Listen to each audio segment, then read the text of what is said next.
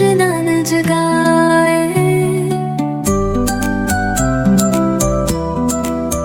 आसमान पर झूला झूले, तारे मामू साथ में फूले।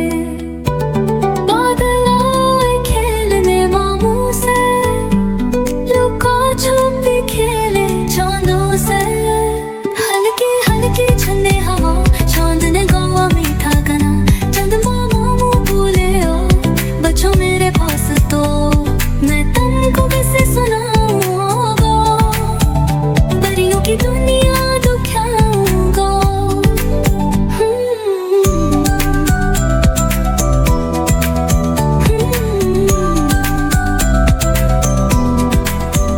एक परी थी फूलों वाली, चांदनी से करती सजाली।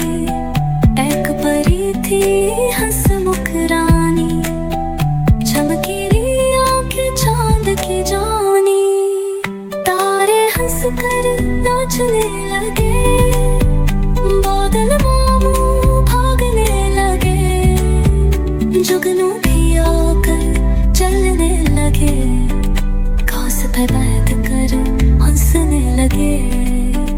चंदा मामू ने कहा सुनो, नींद का वक्त है सब सो जाओ। ख्वाब में आकर मिलूंगा मैं, कहानियों में ले जाऊंगा मैं। सुबह का सूरज जब मुस्काए, चंदा मामू चुप से छुप जाए।